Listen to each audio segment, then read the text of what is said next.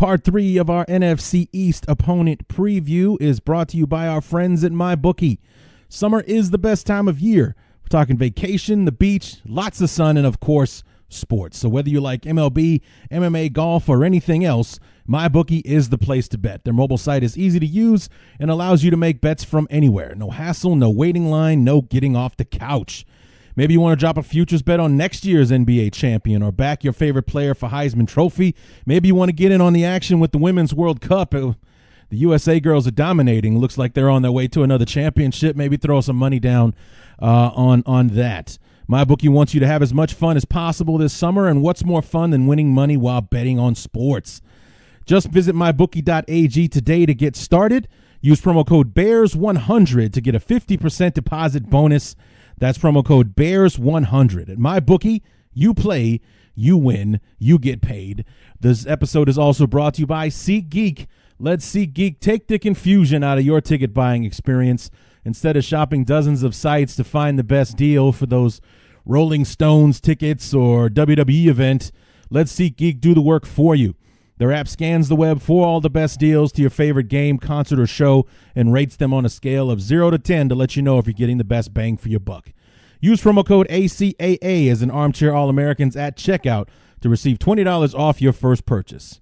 That's ACAA for $20 off your first purchase. So what are you waiting for? At SeatGeek, life's an event. We have the tickets. My guest today, Brandon Lee Gowton, an old friend, actually. We've had him on several times before from SB Nation's Bleeding Green Nation to talk to us about the Philadephia Eagles. So, yes, we talk about the doink, we talk about the game, and we talk about the future of this very interesting franchise in the NFC East. No more Nick Foles. Will they be able to perform magic without Nick Foles, or did the magic leave with the magician now that he's off in Jacksonville taking the reins, and the fate of the franchise is all in Carson Wentz's hands? As a fan, is Brandon nervous about his inability to finish a season the last couple of years, and Nick Foles having to come in and do the dirty work for him?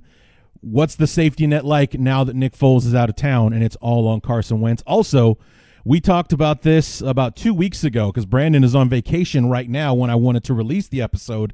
And thankfully, the Carson Wentz contract thing happened just before he left town, so we were able to talk about that. So without further ado, let's get started and talk about the Philadephia Eagles with part 3 of our NFC East Opponent preview.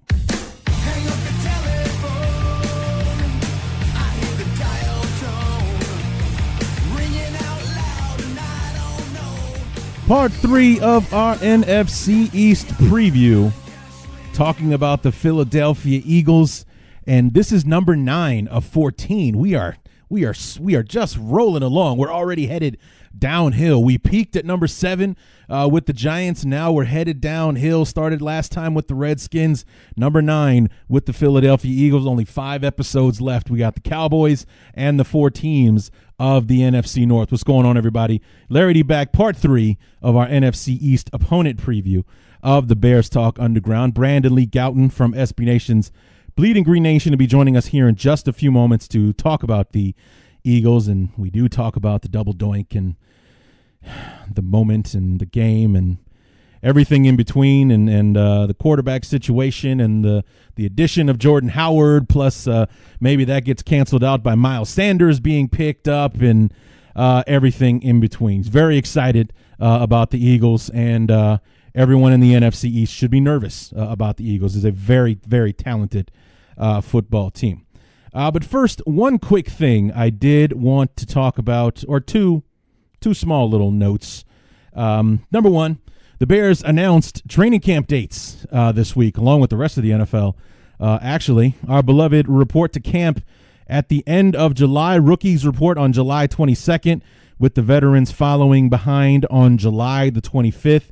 You can see the dates and times of the practices on ChicagoBears.com or anywhere else you can find to dig them up. They're all morning practices. Remember, during the Lovey era, he used to sprinkle in a 3 o'clock or a 7 o'clock practice or anything like that. Coach Nagy is all about the business. He wants to get them in and get them out. Every practice that is open to the public starts at 8:15 in the morning. I think even the Saturday practice, which I wouldn't be caught dead at because it's on a Saturday, so everyone who couldn't go during the week is going to go on that Saturday. So to hell with that. I don't think I'm going to make it to training camp this year. Plus, it's August, and they do training camp outside, and I don't do summer weather. I hate the summer. I really do. I never have liked it. It doesn't help that I'm a very large man, and heat is not good with me. But, yeah, I've never been a fan. So standing out in direct sunlight for several hours to watch football practice, not on the top of my to-do list. Yeah, I'm going to go ahead and pass because July and August weather in the Midwest, it might only be 82 degrees outside, but with 6,000% humidity, it's about 96 or 9,700 degrees out. So no thanks. Maybe next year when we can get some cooler temps or I lose 300 pounds. Maybe that will help. So we'll have to wait and see. But nonetheless, training camp dates are out there. I'm sure Family Fest is on the list somewhere. I forgot to look it up. But first preseason game, Thursday, August the 8th, hosting the Carolina Panthers at Soldier Field. And then the one news tidbit that I have for you, CBS Sports released their top 100 players in the NFL. Aaron Donald making the top of the list at number 1. But 4 of our beloved Chicago Bears made the list this year, all of them on the defensive side. I don't think anyone will be surprised to hear that. Kyle Fuller, the lowest-ranked Bear at 69. Eddie Jackson just a few spots ahead at 67. Akeem Hicks at number 48. And Khalil Mack going all the way up to number 5, actually, just behind another pass rusher, Von Miller, at number 4. So very high esteem for Khalil Mack and what he did in his short time in Chicago thus far, and some respect to Kyle Fuller, especially to Eddie Jackson, a second-year player, being able to crack the top 100 list. I'm very interested to see how we do this year with the NFL's 100, where the players nominate each other. It's a peer review, basically, is what it is. So when they start doing the top 100 players of 2019, I don't think I'll watch the show because I'm not really a fan, but I'll definitely keep an eye on how the rankings fall to see where we land, how high Khalil Mack will be, and see if we can get some more love for Akeem Hicks. 48 is very low for him, in my opinion. And Eddie Jackson, I'd love to see what kind of love he is going to get because his name is everywhere. And, we'll see if Kyle Fuller, maybe if we can get a Roquan Smith in there somewhere, and all the rest of that stuff. Should be good. But that's where we fell on the CBS Sports Top 100 list, with Khalil Mack topping our beloved at number 5. So that's all I got. And so we're going to go ahead and bring in Brandon Lee Gowton from Bleeding Green Nation on SB Nation to help us preview the 2019 Philadephia Eagles. Second to last show for the NFC East. Up next, our very own Armchair All-American show. He's new to the network. Name is Joe Rodriguez for Cowboys Huddle. He'll be joining us later on this week to help us preview the Cowboys and wrap up the NFC East. And then we're all of our old friends, Evan Western, Jeremy Reisman, Chris Gates, and Lauren Cox, to do the NFC North and wrap up these opponent preview episodes. And then we move on, and I've got some treats planned for that time between the opponent previews finishing up and when the preseason kicks off. I got one interview locked up for sure. I'm going to see if I can pin down one or two more. I think you're really going to enjoy the guests. So, looking forward to that and doing what I can to fill the time between the last of our opponent preview shows and when we finally kick things off with Carolina in our first review episode of the season. So, looking forward to that. Looking forward to talking to Joe, welcoming him to the network and talking about the Cowboys. There's a lot of pressure on the Cowboys this year, especially since there hasn't been a repeat champion in the division since 2004. Brandon and I talk about that, I think, right at the top of the episode, the interview, I should say, that, the likelihood that statistically the likelihood of the Cowboys repeating isn't good because of the trend that has been in the NFC East. Always a new champion. Nobody repeats since the Eagles did it back in like 03, 04. So talk to him about that and how he likes the Cowboys going into it this year. But before we get to that, we got the Eagles here. Talk about them. Talk about the Doink and Foles and Wentz and Jordan Howard, Alshon Jeffrey, so on and so forth. Let's go ahead and get to it and bring in Brandon Lee Gowton to help us preview the 2019 Philadelphia Eagles.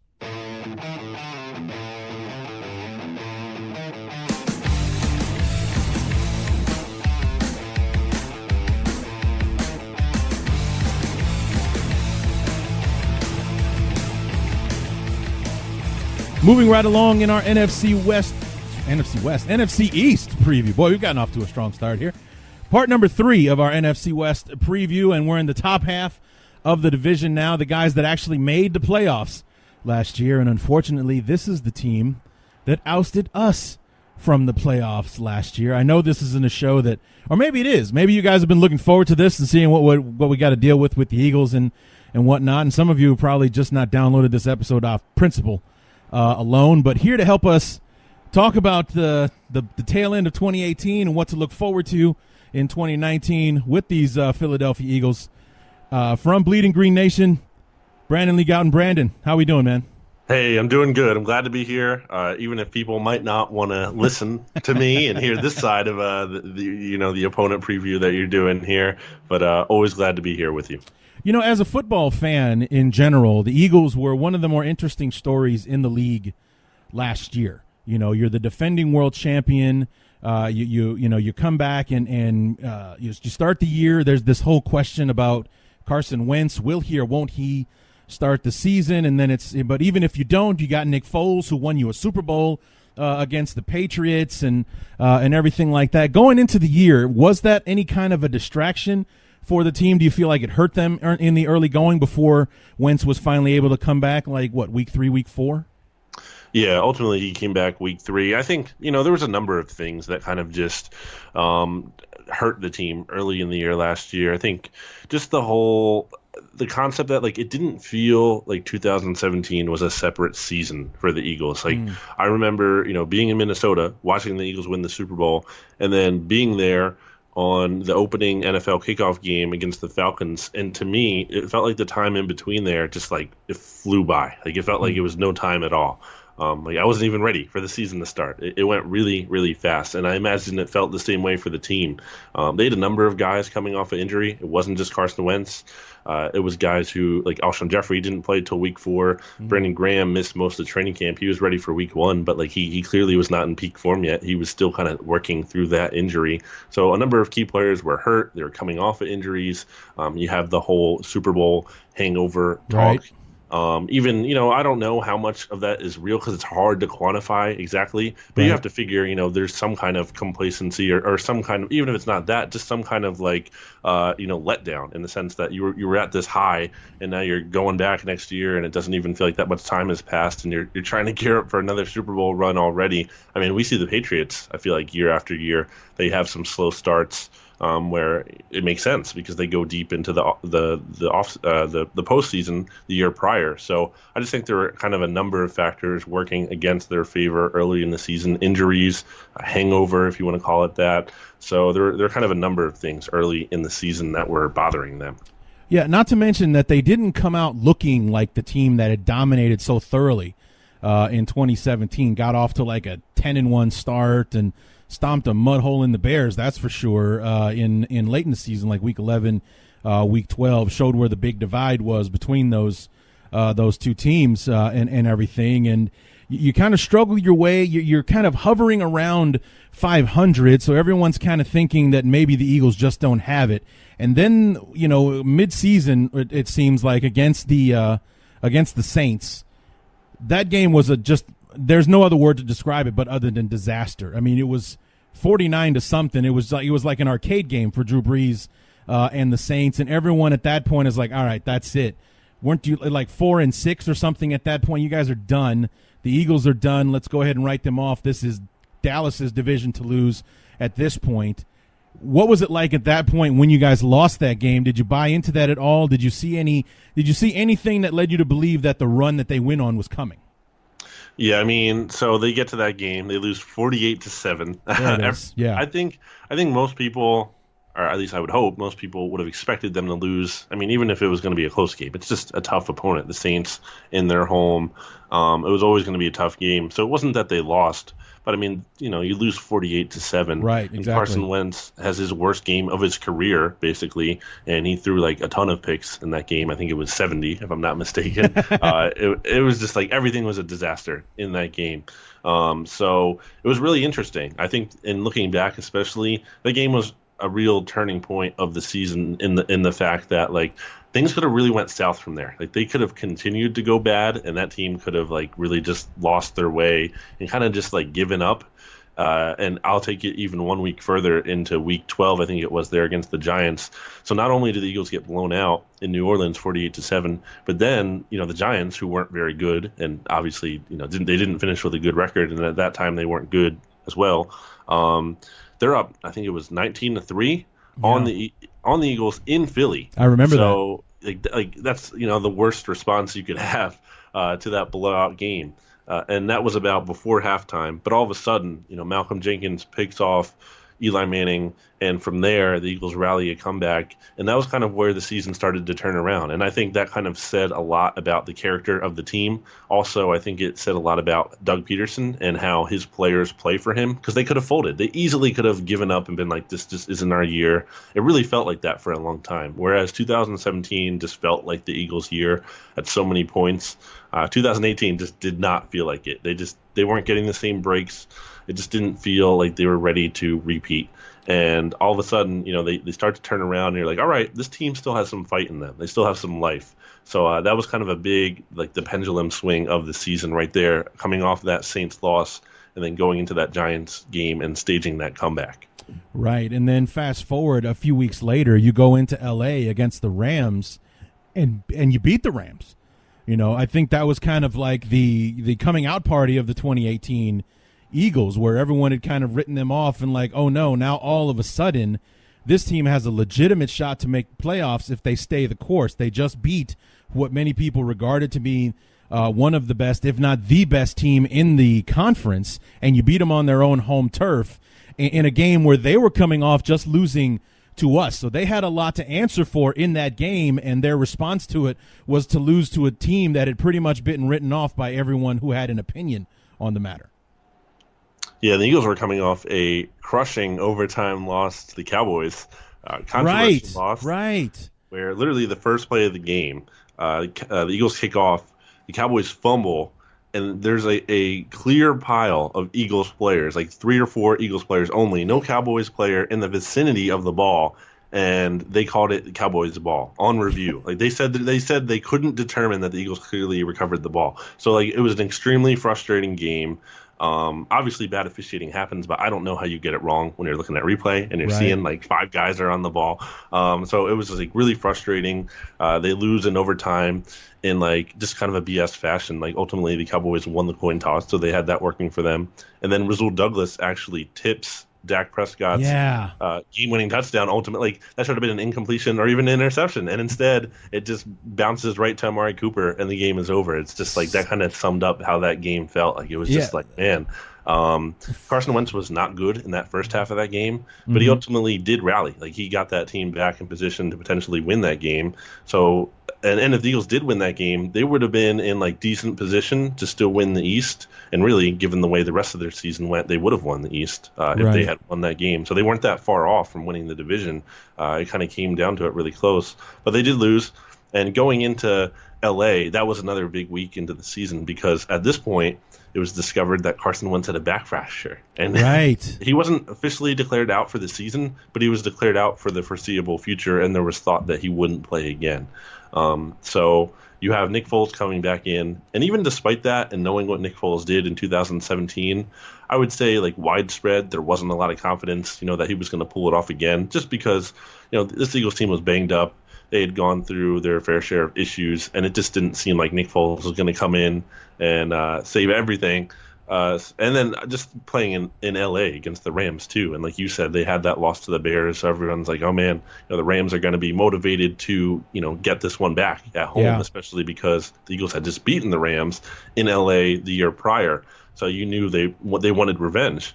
And ultimately, the Eagles kind of just did that thing again, like I talked about in the Giants game after playing the Saints, where they had this adversity, and instead of letting it crush them, they really rallied. Nick Foles played well. The defense stepped up. That's kind of the funny thing here. Like, everyone wants to point to Foles coming in and he saves the team. I mean, he definitely gave the team a spark. I'm not trying to deny that. But, like, the defense really stepped up, too. It's almost like Carson Wentz went down and everyone else on the whole team as a whole, and even the special teams unit, had, like, their best game of the season that game. It's like everyone was like, hey, we need to step it up because Carson isn't here, and we know we need to play our A game now that Carson Wentz isn't here. So, sure enough, they bring it that game, they're back, and all of a sudden people have hope again that they can actually go on a run because they look at the final stretch of those games down there, and they're manageable, and it's like, all right, the Eagles, it's going to be tough to win the division at that point because the Cowboys had beaten the Eagles twice, but there was still that wild card possibility.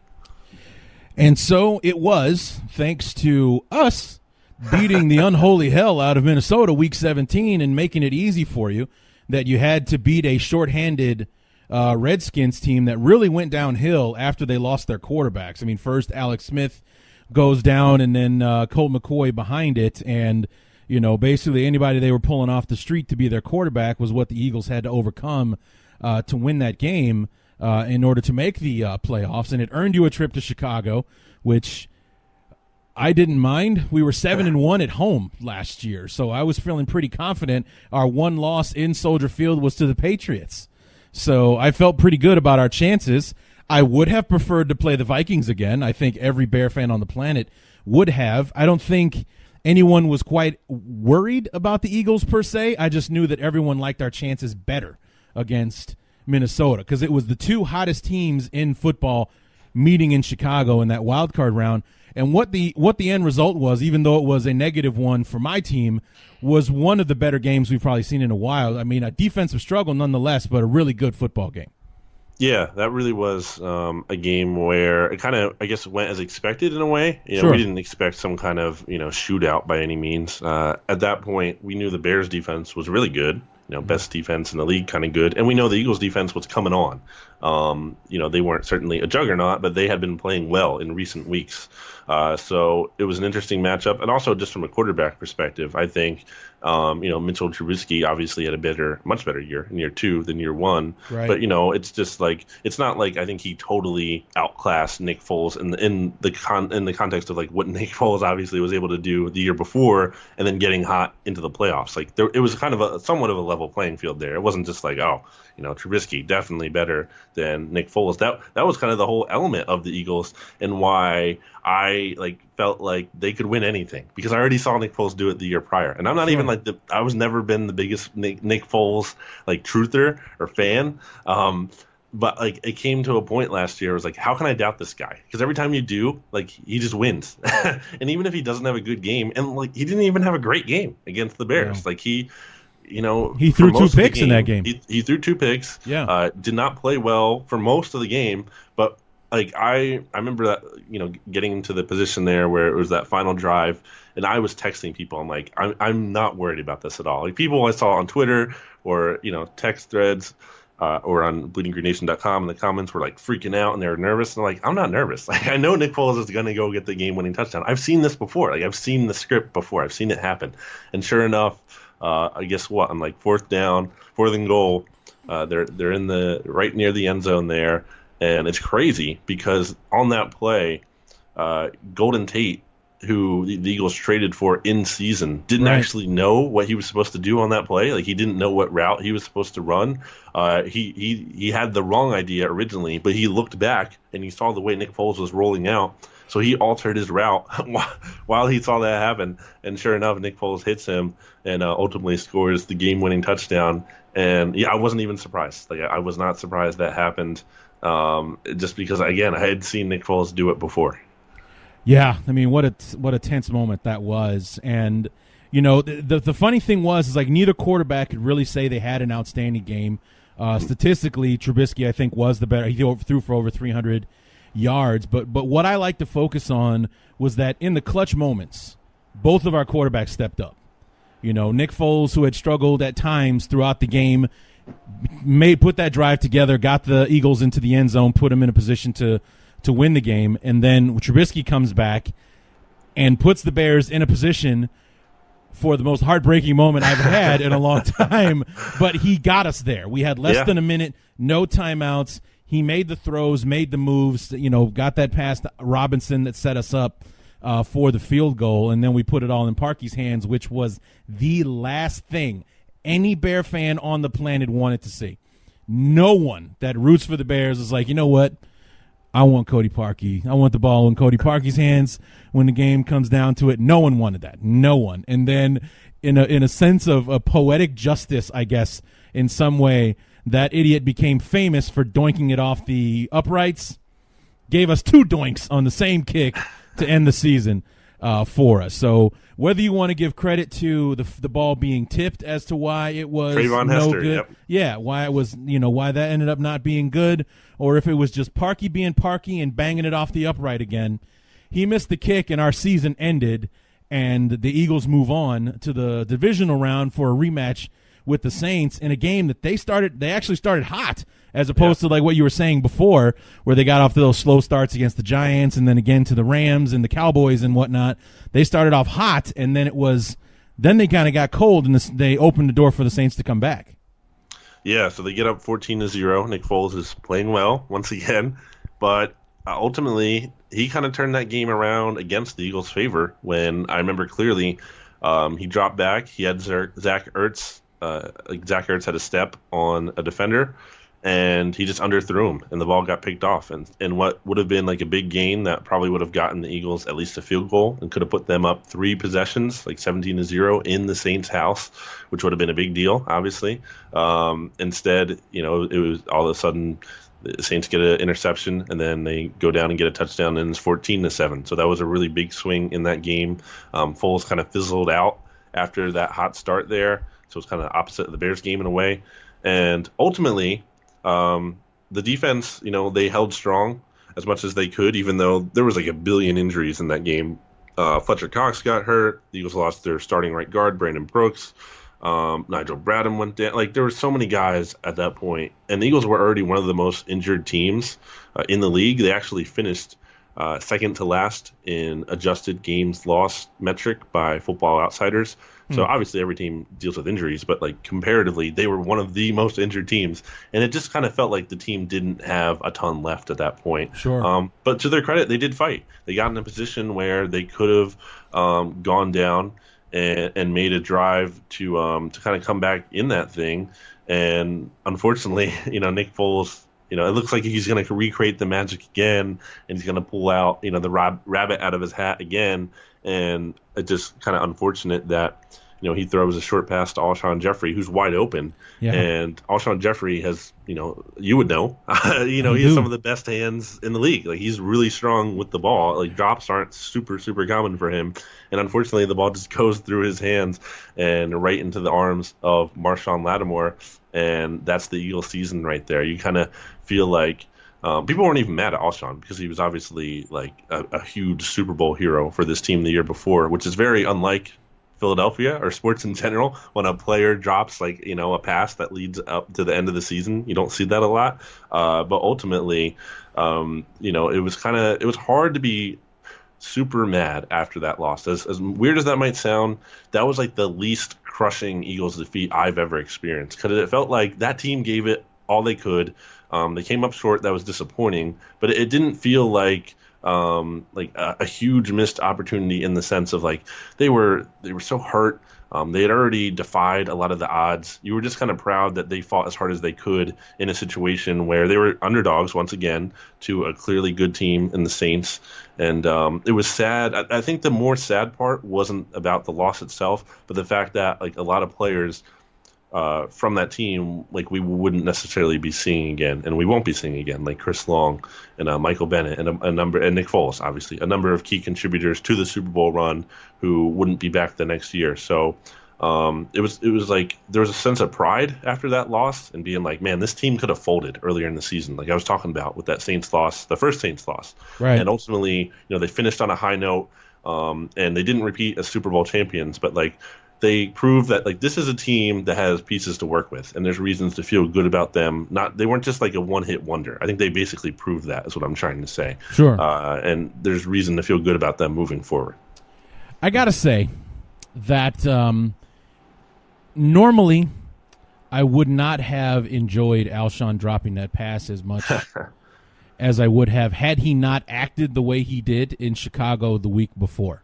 Yeah. Like he really played it up when he got a first down or if he made a big catch or something like that. He was playing to the crowd and kind of, essentially kind of flipping us off, if you will. And, so it did bring me a little bit of joy to see Alshon be the GOAT in that particular game. And by GOAT, I do not mean the greatest of all time.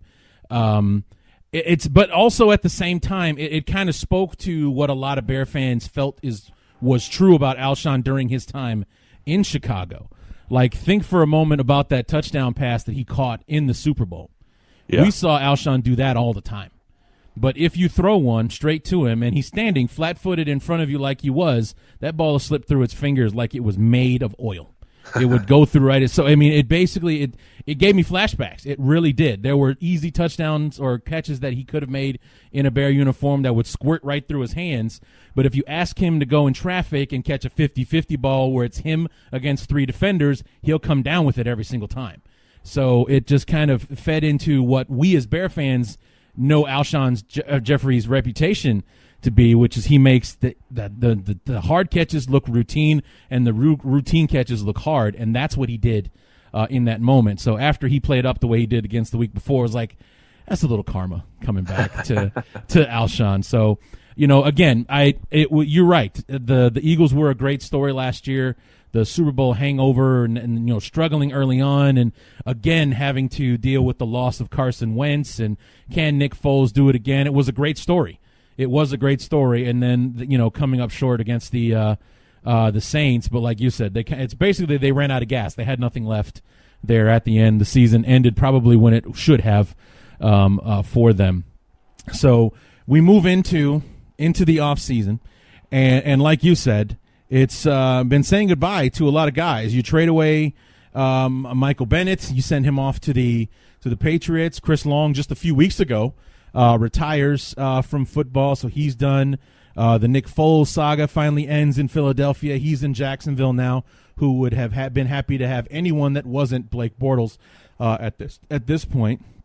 Golden Tate, the hero of the wild card game, is now a New York Giant, which came on the heels of the Giants getting rid of Odell Beckham, so that would seem like an odd move in my opinion.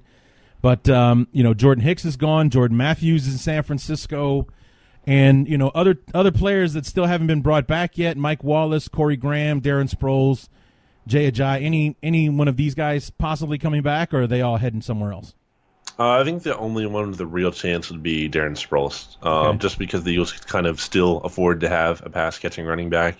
And I think the coaching staff would love to have Darren Sproles. If it was up to them, I think they would sign him today. But I don't think the front office feels the same way. He's only played 9 games in the past 2 years due to injury, and I think he's turning 36 this summer. Right. I still think he has something left in the tank, and I think he wants to play because he's only 100-something all-purpose yards from 5th all-time on that list. And I think he would really like to get that. But I don't really know for sure if the Eagles will bring him back. All the other guys you mentioned, like Ajayi, Corey Graham, Mike Wallace, I don't think they're coming back. Right. So, but you did, restock the fridge, if you will. Deshaun Jackson is back in an Eagle uniform, seeing if he can rekindle some of that old fire that he had. Some of the theatrics that he was able to do. The first thing that comes to mind is that last-second punt return against the Giants where Tom Coughlin was screaming at the punter afterwards about, why did you kick to him? Why did you do that kind of thing? Of course, we had a trade, bringing Jordan Howard to town, putting to end the will they or won't they keep Jordan Howard thing for us in Chicago, and finally sending him off to Philly. Zach Brown from the Redskins is part of the team now. Ronald Darby re-signed. You got Andrew Sendejo from the Vikings, and I thought he would get more money if he hit the free agent. He's got a 1-year prove-it deal, essentially, in Philadelphia. You bring Vinny Curry back, and you sign Malik Jackson from Jacksonville to shore up that middle of the defensive line. So which of those, are you most happy about? It has to be Deshaun Jackson. That is huge. That is huge for this team. The Eagles haven't had a really legit deep threat for probably since they had Deshaun Jackson, going back a long time ago. In 2017, the Eagles' best deep threat was Torrey Smith, who I think he actually ranks like second all time in active players in yards per reception. So that's something Torrey Smith can do. But like Torrey Smith's best days are clearly behind him. Sure. He's not going to be a big feature of your offense by any means. And with all due respect, he had a great playoff run. So no disrespect to Torrey. But he's just not that guy. He's not a huge difference maker. And then last year, Mike Wallace was kind of signed to be that guy. But he only really played in not even 2 full games. So he got hurt, which was weird because he had never really been hurt before in his career. So just kind of bad luck for him.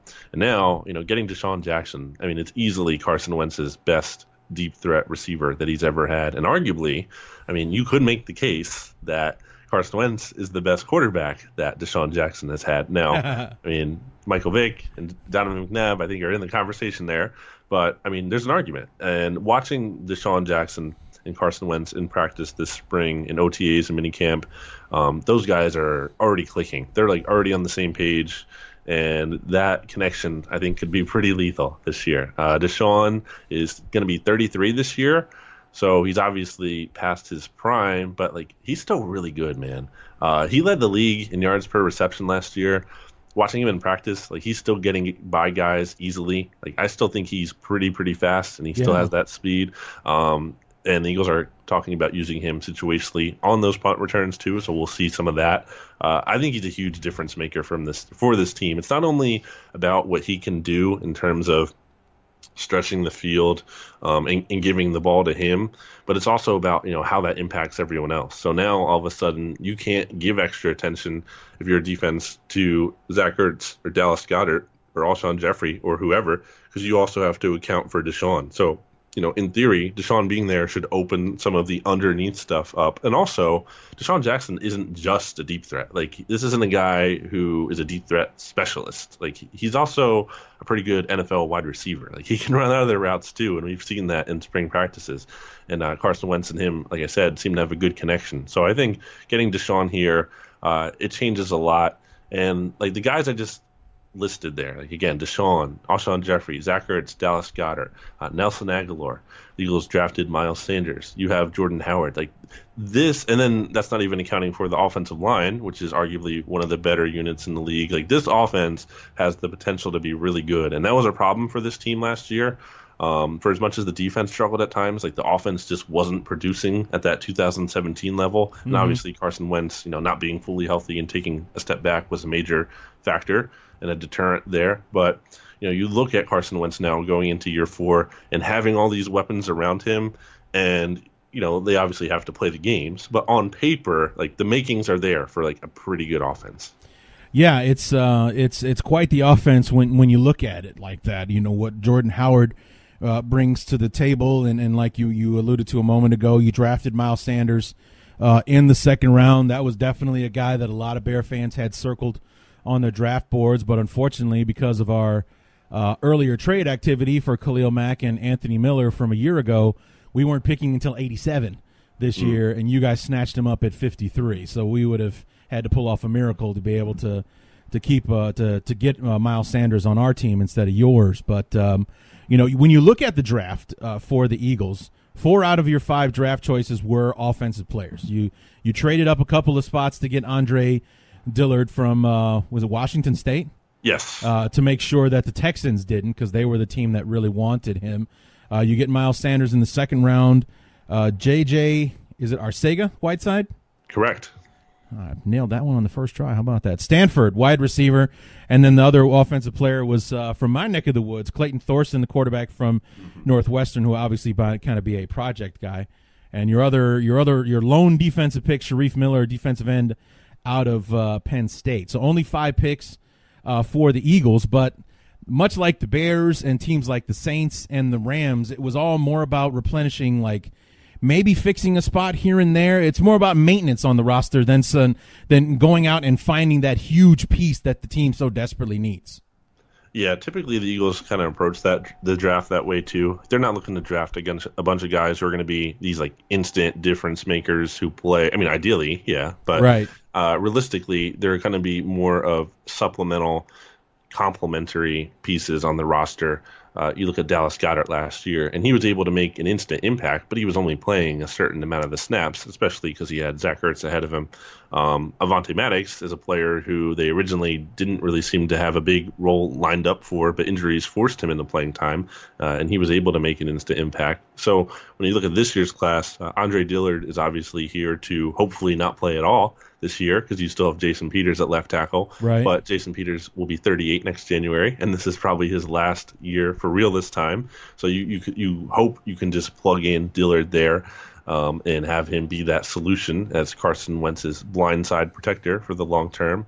Miles Sanders is the rookie with the best chance of making an instant impact just because running back was such a big need for this team, even with bringing in Jordan Howard, because, I mean, I don't need to tell you that Jordan Howard averages 1.5 receptions per game in his career. He's not a big passing, and it's not even like he can't catch, right? Like, it's not like, he can obviously handle like a dump off or whatever, right, but you're not going to make him part of the passing attack. Right. So, an honest assessment of Jordan Howard's catching ability is that, number one, that's really not what the Bears had him for. That was Tariq Cohen's deal. As far as like, if we want somebody coming out of the backfield, Tariq Cohen's the guy that he was the better route runner, and he had the more sure hands out of the two. Jordan Howard kind of earned an unfair reputation as far as not having good hands, and it wasn't necessarily his fault. If you go back and you look at the few opportunities he had, and looking at 2017 more specifically, it was more about him having to try to manage bad throws as opposed to him just dropping the ball. Right. So, I mean, like I said, he got kind of an unfair reputation, and it always seemed like when one of those very few opportunities came along, Jordan Howard couldn't come down with it for one reason or another. More times than not, it was an errant throw from Mitch because he was under pressure or something like that would cause, Howard not to catch the football. I'm sure he's a better receiver than he ever got to display while he was in Chicago, and he has been saying as much as far as what I've been reading lately, as with the Eagles and him catching more passes in practice than he did, I guess, when he wore a Bear uniform. So we'll probably see him do a little bit more of that on purpose in Philadelphia than you did in Chicago, but that's not why you guys have him in Philadelphia. So he's going to be your workhorse. He's going to be your guy that's going to get you the tough yards. And every now and then, he won't have the speed to break one for an 80-yard touchdown or anything. Somebody will run him down eventually, but he will every once in a while come through the other side on that line of scrimmage and get you that big chunk that you didn't know was coming. I'll take it. And I think he's kind of going to have like a LeGarrette Blount 2017 role for this Eagles team. Yeah. Just because they don't use like a true bell cow back. They never have under Doug Peterson, and I think they really never will. They believe in rotating their running backs. They like to use different formations and different running styles with different running backs. So I think Howard's going to have an important role on this team. I would expect him to be the starter at running back, to receive the bulk of the touches, especially early in the season. And even though he's not the best, pass catching option for them, he's a really good pass blocker. Yes, he is. Absolutely, he is. Yeah, you would know. So he's going to get some third down work, when it comes to obvious passing situations, and they need someone back there to block for Carson Wentz. So I think he's going to be an important player for this team, and especially in the red zone. That's, again, another area where he can contribute, and that tough running style should help the Eagles because that's an area where they weren't as great last year in the red zone. So hopefully that'll help. And it'll be interesting to see what his long-term outlook is because obviously he's a free agent after this year. Right. I would not be surprised if, it's one and done in Philly. And you look at the compensation that the Eagles gave up. They only gave up a conditional 6th that can turn into a 5th. Yeah. So it's not like they gave up a ton. And I don't think they're in any rush to kind of extend him. I mean, maybe they revisit that next offseason depending on how things go this year. But, getting back to the draft class, they drafted Miles Sanders, I would think, to eventually supplant Jordan Howard in the long term. And obviously the Eagles still have Corey Clement too, who had 100 yards receiving in the Super Bowl, and who the team was high on going into last year. He's kind of another guy who can contribute in a third down back kind of role. So they have some options in the backfield, and really that's big for this Eagles offense, because last year the team's leading rusher, I bet you can't guess who it was without looking, because you probably don't even know this guy exists unless you're a big Notre Dame fan. It was Josh Adams, undrafted rookie. Wow. So yeah, not great. How many yards did he end up with? Like 549 or something. Oh, okay. Yeah, not good. No, not at all. So I mean, after the draft, things quiet down as they usually do, and then thankfully, because you and I are recording this episode about 2 weeks before it's going to be released, the Eagles went ahead and made their big splash headline before you went on your vacation. So we get to talk about this now, as opposed to me having to try to jimmy it into the show 2 weeks from now when this comes out. But they went ahead and signed Carson Wentz and locked him up for the next 6 years. So you got this year number 4, your 5th-year option, and then 4 years after that, which means he's going to be an Eagle until, 2024 now? Correct. So 4 years, $128 million, averaging $32 million a season. But, of course, with the NFL, those numbers don't matter. What matters is he's guaranteed $107 million over the life of the contract, and I believe that is number 1 in NFL history, is it not? Yes, most guaranteed money. Most guaranteed money. So he's going to have 9 figures in the bank when it's all said and done.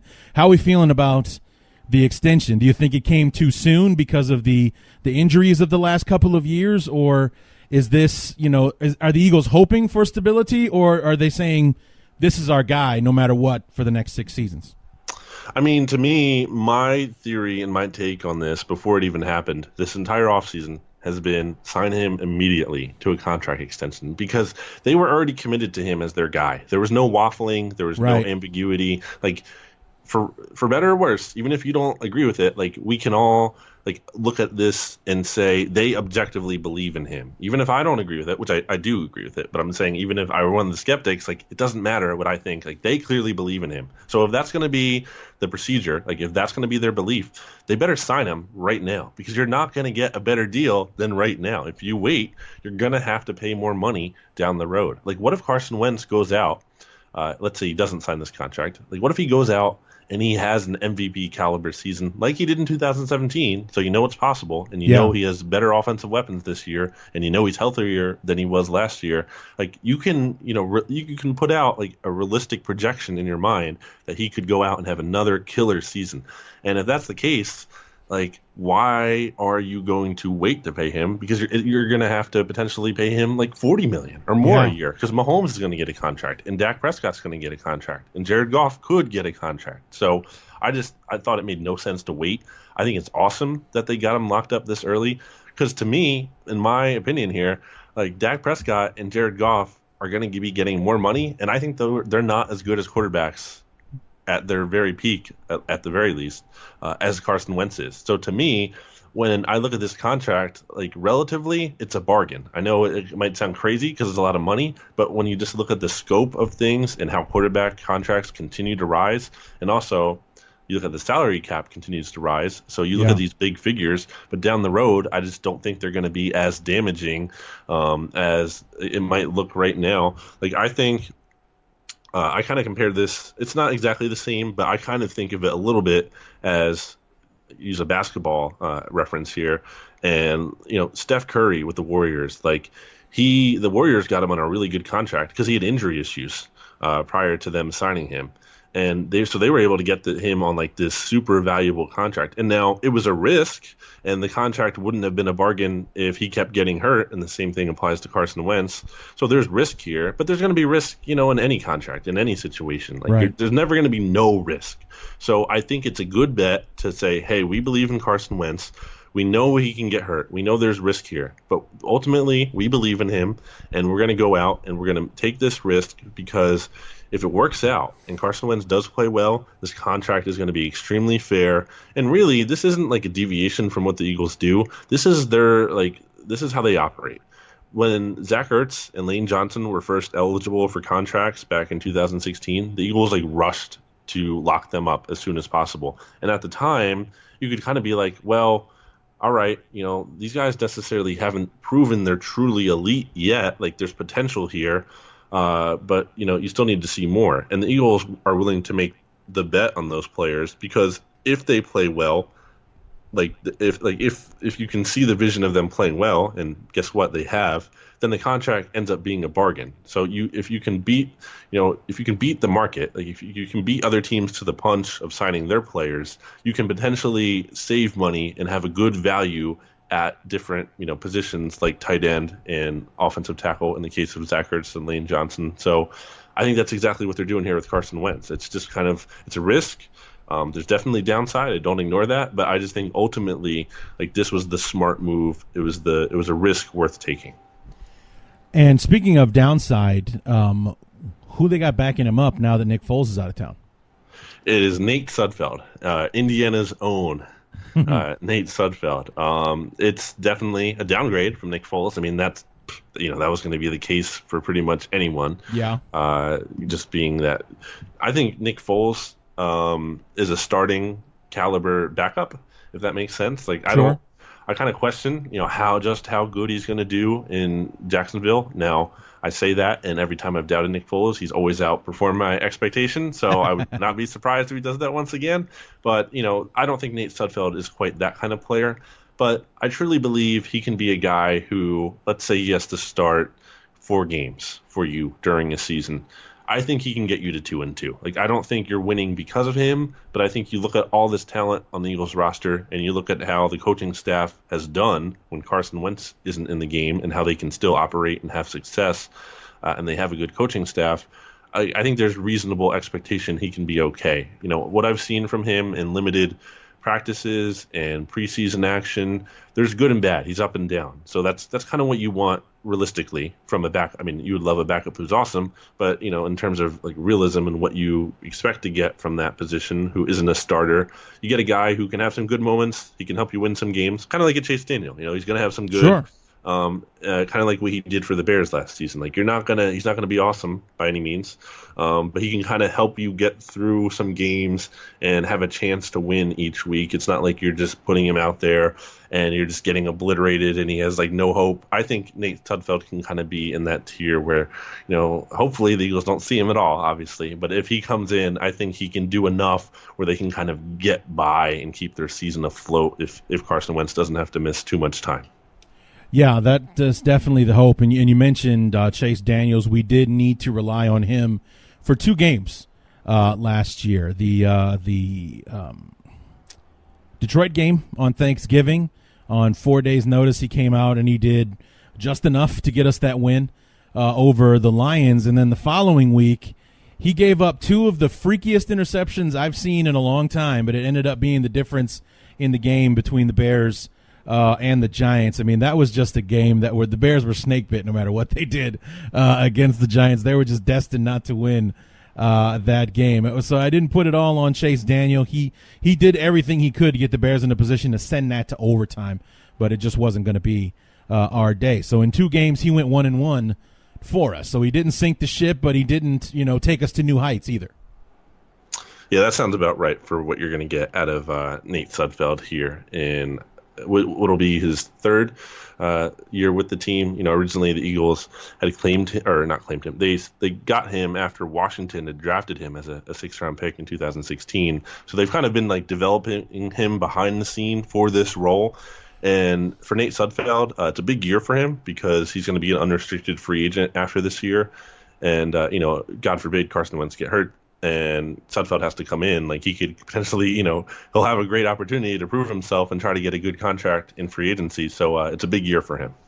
Right. So looking ahead to 2019, you've got your quarterback locked up. And from what I saw, I was kind of looking on sporttrack.com that gave up the list of contracts and everything. The bulk of your core is signed through like 2021. Not Carson Wentz notwithstanding, obviously he's going to be around a bit longer. So this is a team that's going to be together for a few more years and could have something to say about the fate of the NFC for the next couple of years as well. What are some of the storylines that we can look forward to in 2019, something we might want to keep an eye on, whether it be a position battle or, the health of Carson Wentz. Can he make it through a 16-game season, something like that?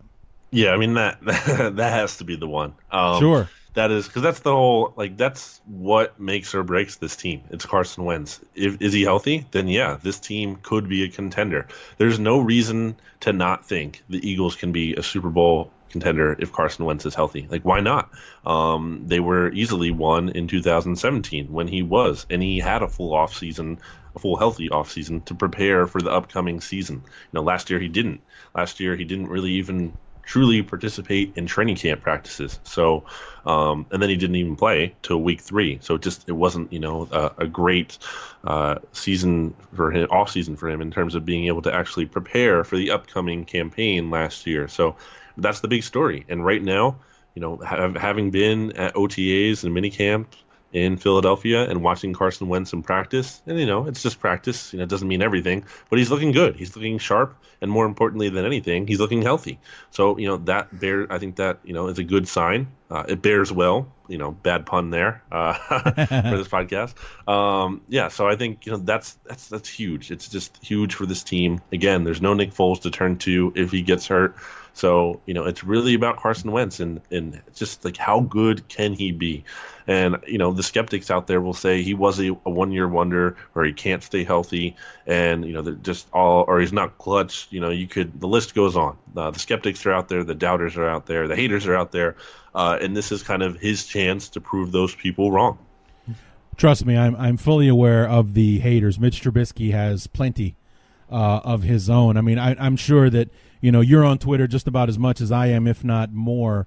You saw all the memes of everyone putting the quarterbacks in tears, that have been rampant the last couple of months and everything. And it always seems, no matter who it is, Trubisky's in that blah tier or the who knows what we have tier or nothing with a positive twinge to it at all, unless it was a Bear fan putting it out there, kind of thing. So trust me, I know that Trubisky, he's still got a way to go as far as making believers out of everyone.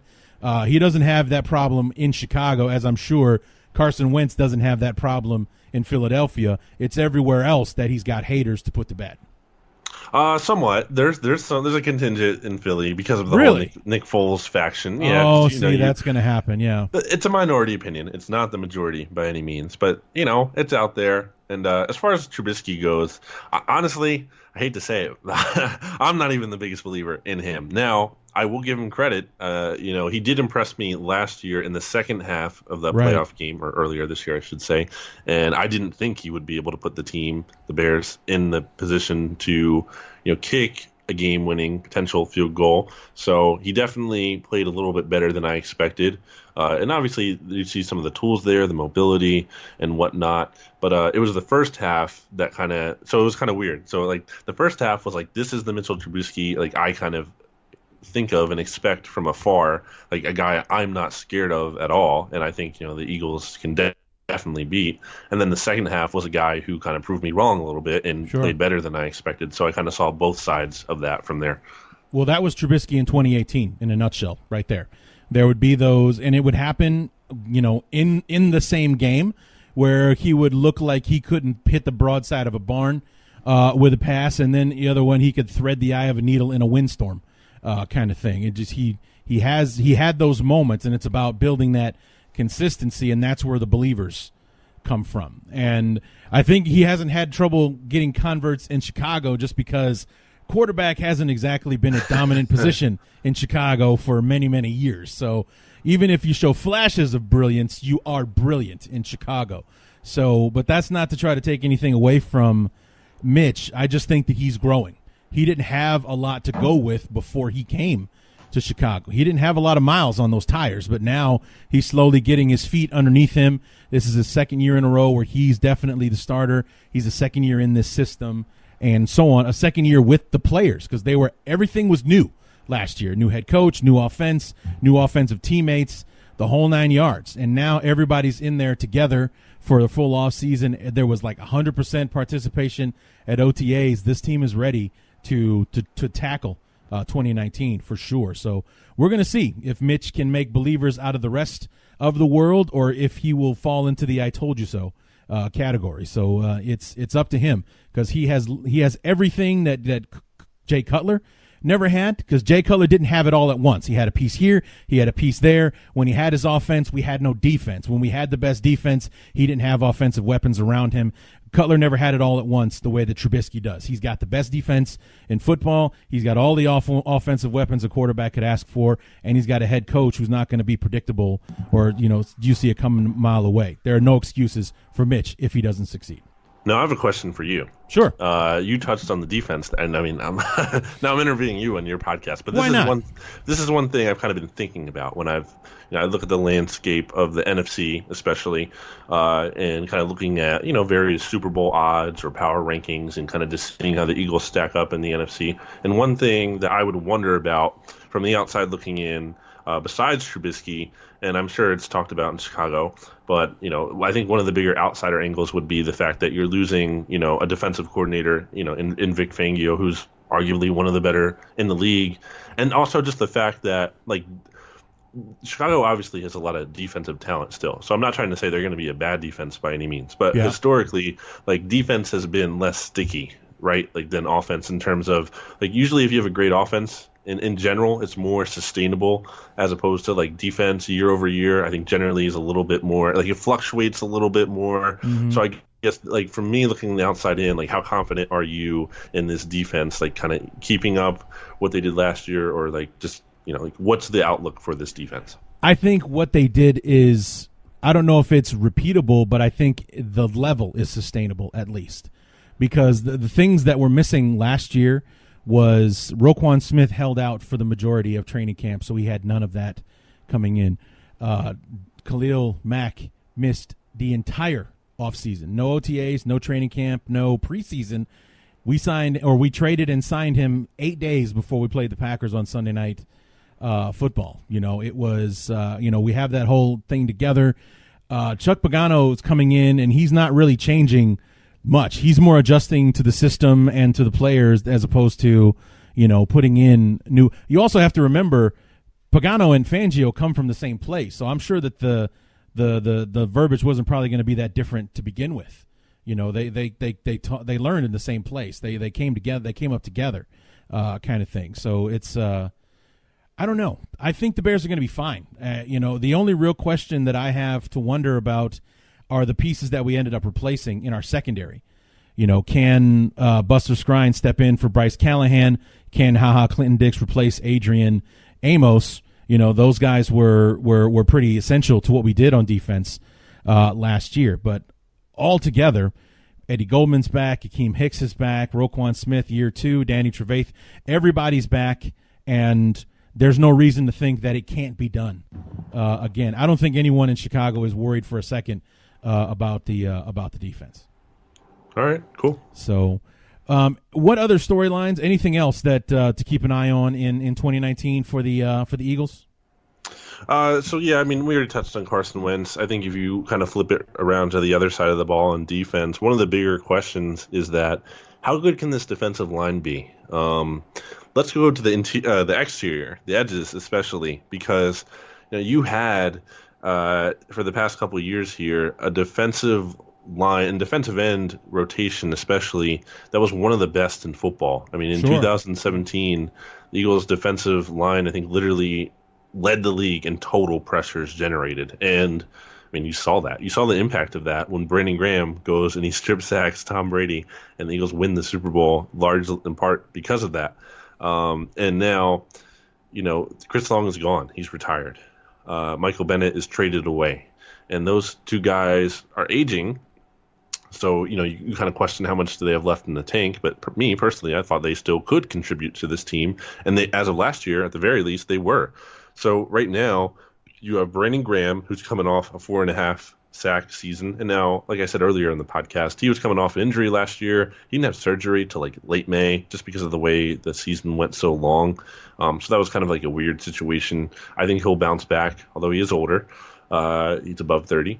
You have Vinny Curry, who only had 2.5 sacks or 2 sacks for the Buccaneers last year, and obviously his familiarity with the Eagles, playing for them for most of his career. But he's kind of another guy who he played through injury last year as well. So the Eagles are kind of they're counting on a bounce back from him, and he's 30 plus as well. And then you have Derek Barnett, a first-round pick from 2017, who is also coming off of injury. He's a younger guy. He's only 23. And there's potential there, and the Eagles believe in him. But it's like another guy who these are all kind of projection guys. I mean, they're talented. They have, like, it's not like they're total unknowns, but just like the mystery kind of surrounding their health and everything, it just makes me worry a little bit. And then just, those are the top 3 guys. The Eagles love to rotate their pass rushers, so they really like to go 4 deep there, ideally. And there's really no clear 4th guy. It used to be that the Eagles would have Brandon Graham and Chris Long and Vinny Curry and Derek Barnett. And it's like, 1 through 4, no questions about those guys. But now we don't even know who the 4th guy is. It could be Josh Sweat, a 2018 4th-round pick. There's some other guys competing for that spot. The Eagles drafted Sharif Miller this year, as you mentioned earlier. Maybe it could be him. So that's kind of a concern. Now, on the flip side, they really have some good interior pass rushers. I mean, you have Fletcher Cox, who is a beast. He's dominant.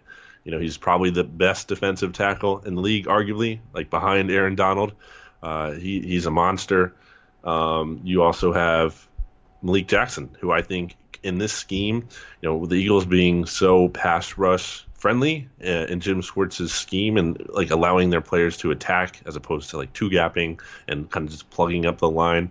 I think Malik Jackson could be a really nice fit here. And between him and Cox, that's a ton of interior pressure. And that doesn't even account for Tim Jernigan, who had health issues last year. He had a herniated disc, and he missed most of the season. He only played like 45 snaps. He's back healthy now. And if he's your 3rd defensive tackle, which he basically is for the Eagles, that's a really strong 1, 2, 3 of Cox, Jackson, and Tim Jernigan. So I feel good about the interior and they still have Trayvon Hester too, of course, as the Bears know.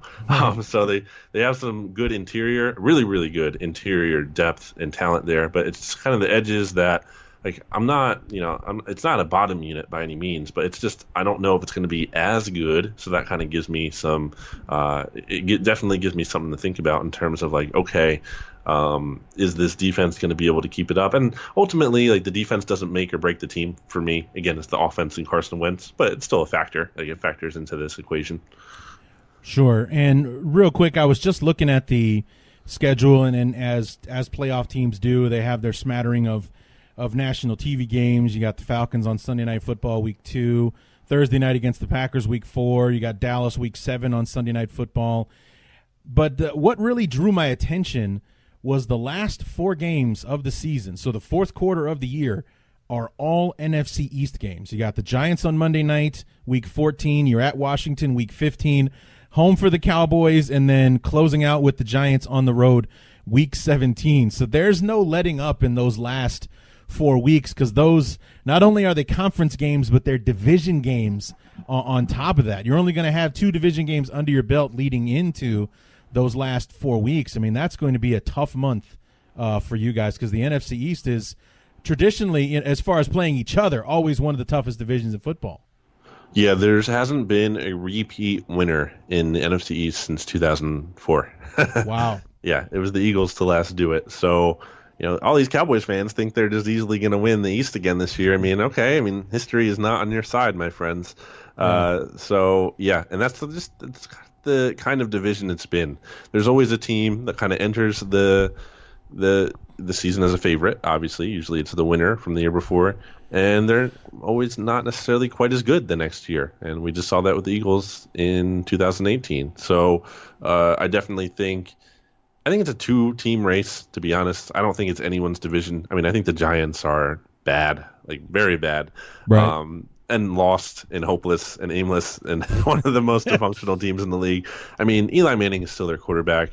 Here's a stat for you. In the last 22 Eagles-Giants games, Donovan McNabb and Eli Manning have the same amount of wins with 4. Think about that. McNabb hasn't played for the Eagles since 2009. Something like that, yeah. So that tells, like, 10 years. So that tells you a lot about how, like, the Eagles just own the Giants. They dominate them every year. It's like they're not even a threat. And as long as Eli is there, I'm going to feel the same way. And really, with Daniel Jones, he's not scaring me much either. So I You feel know, pretty. Yo, go ahead. as someone who is not a fan of the Giants and hates them up close and personal twice a year, as an NFC East foe, how much did you enjoy the hellfire and brimstone that was the Giants fan base after it was announced that Daniel Jones was the number 6 overall pick? Oh, it was great, and especially because like there were signs of that happening. So I like was anticipating them doing that, and it was great. And to me, one of the most underreported storylines of that whole thing, the Giants only drafted, or well, not only, but a big reason why the Giants drafted Daniel Jones is because it wouldn't hurt Eli's feelings. Because Eli and Jones share that connection with David Cutcliffe, the Duke head coach, Sure. who also used to coach Manning, and they have that connection there. I feel like that's one of the biggest reasons I swear they drafted Jones is because it wouldn't hurt their star quarterback, their franchise legends' feelings. That's crazy. Like, that's insane. Like, if that's one of your top selling points, like that's very bad. Yeah, no, I've always kind of wondered, and it's a question for another time, for another podcast. But I often wonder what the legacy of Eli Manning will be, because obviously the guy won 2 Super Bowls. He was a key element in both of those victories. But overall, as a career, is he a Hall of Fame quarterback? I mean, I just don't see it. I really don't. I think he's either going to have what's it here? I think if he starts this season and they're bad again, like not even like super bad, but like relatively bad, like what you would expect. If I'm not mistaken, I think he's going to finish his career with it's either like more losses than wins or more interceptions than touchdowns, or possibly both. So like, yeah, what does that say? Is that guy really like a Hall of Famer if he has more lost? Yeah. So right now, as a starter, he is 116 and 114. So like, there's a really good chance that, and this could be his last year easily, or at least one of them, that he could finish his career with a losing record as a starter. Yeah, I mean, and this is his 2 Super Bowl teams were 10-6 and 9-7. Yeah. So it's not like those teams were lighting up the NFL on their way to the Super Bowl. They just caught fire at the right time. Yep. So I mean, if you're talking about the greatest teams of all time, easily the teams that they beat, those 2 Patriot teams that they won, would rank ahead of the Giants as far as teams that made the Super Bowl. So it's an odd legacy that Eli's going to have, not to mention being in his brother's shadow as well. Peyton doing all that he did in the NFL during his tenure. So it's weird to think about what Eli Manning will be and why the Giants seem so reluctant to move on from him. That's the one part I can't quite grasp. I mean, you tell me he's 116 and 114, and especially that 114's been getting, that 114 side's been getting heavier and heavier the last several years. So, it's like I'm wondering what the resistance to moving on is. I mean, I don't think that the New York Giants fans would be outraged or whatever if they decided one day that Eli's not our guy anymore. So, but like I said, we could get so deep into that, talk about this forever, but we're here to talk about the Eagles. Any final thoughts about this team looking forward to 2019? Where are your expectations at for the Eagles this year? Yeah, so again, I look at this team on paper, and the offense especially, in Carson Wentz, and I see the ceiling, and that's what makes me so optimistic. And that's not something I think you can say for any team. Like you can always be hopeful your team can win the Super Bowl, but I have seen the Eagles actually win the Super Bowl, and I have seen Carson Wentz put them in position to do that. Like I know Nick Foles obviously was the quarterback when the Eagles won the Super Bowl, but it is 100% true that Carson Wentz put the team in prime position to win it. I mean, all Nick Foles had to do in the regular season after Carson Wentz got hurt is beat the Giants, who stink, and the Raiders, who also stink, in 2 games just to get the number 1 seed. So Carson Wentz basically left them in a amazing position to get the number 1 seed. And as we know now in the playoffs, the NFL playoffs, it's not like it anymore where you see a team like that Giants team or those teams that won the Super Bowl where they enter as a 6th seed and they get to the Super Bowl. That doesn't happen anymore. In recent history, it's those number 1 and number 2 seeds that are making it to the Super Bowl. Home field advantage in the playoffs is a really, really big deal. And it was a huge deal for the Eagles. So I know the ceiling of this team. I know also where Carson Wentz's injuries are concerned. But like, how am I just supposed to say like he could get hurt and me ping them for that? Like, if he gets hurt, like I'll adjust expectations accordingly, and Sure. because maybe he doesn't get hurt. I mean, he played 16 games as a rookie. And I think you look at the injuries he's had, they're not like soft tissue injuries. It's not like he's pulling a hammy every week, and it's stuff like that. I mean, he got hit in a weird way, and we don't even know if it was actually the hit still that caused the ACL back in 2017. It could have been when he was running to the end zone before that, and if that's the case, like that could happen like on his he could be like jogging around his neighborhood in the morning, and that can happen. Like it was a freak thing. You also look at the back last year, and I can't help but feel like that had to be connected in some way to the ACL and the fact that he wasn't 100% entering last season. So I just feel like this is kind of wiping the slate clean. He gets a full off season right now to be healthy and get ready for this seaseason. So I'm going into the season expecting him to play most of the games. And if that's the case, I think the Eagles are going to be a really good team. They're going to be an elite in the NFC as a whole. The Saints are also going to be up there. You have other teams like the Rams and the Bears in the conversation, but I think the Eagles are going to be a really good team. I think this is like an 11-5 or a 12-4 win team this year. Yeah, looking at your schedule, I couldn't disagree with that. You got the AFC East this year, so that's pretty much 3 automatic wins and the Patriots. And, like you guys can beat the Patriots. The Patriots are beatable, but you can definitely beat Miami. You can definitely beat Buffalo. You can definitely beat the Jets. So those are like 3 W's you can automatically put on the board right now. And then the NFC North, that's a crapshoot. You got the Lions, and the Lions, could be an easy one depending on where the Packers are in their development with this new coach and his system. Can Aaron Rodgers be Aaron Rodgers again? And then the Vikings. You and I talked before the podcast about how Cousins likes not to show up in, when he's playing good teams. So that might work in your favor if you're playing well when you meet up with Kirk Cousins. And then you have the Bears week number 9. It's at home, so that automatically favors you guys. I mean, we were 4-4, 3-5, 5-3. I'm sorry, 5-3 on the road, but we were 7-1 at home. So obviously much better at home than we were on the road.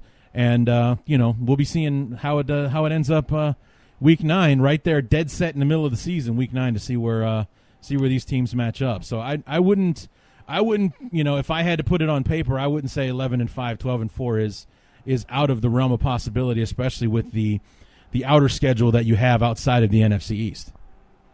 Sounds good to me, man. Sign me up. All right, Brandon. Where can we see your work online and catch up with you? You got a podcast as well, right?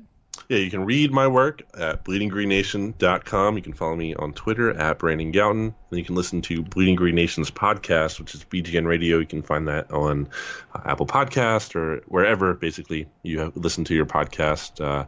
Yeah, I can't call it iTunes anymore, right? Yeah, it's Apple Podcast. That's where you got to go to find it. So I need to change that up, because whenever I post a notification on Twitter, find it on iTunes. Like, oops, iTunes doesn't exist anymore. So I think I'll just be saying that to find it wherever you get your podcast, because that's pretty much how you can do. Yes. So, but Brandon, thanks so much for coming on, man. We look forward to having you back in late October, early November to preview Week 9 between us and you. Sounds good, man. All right, Brandon Lee Gowton helping us preview the 2019 Philadephia Eagles.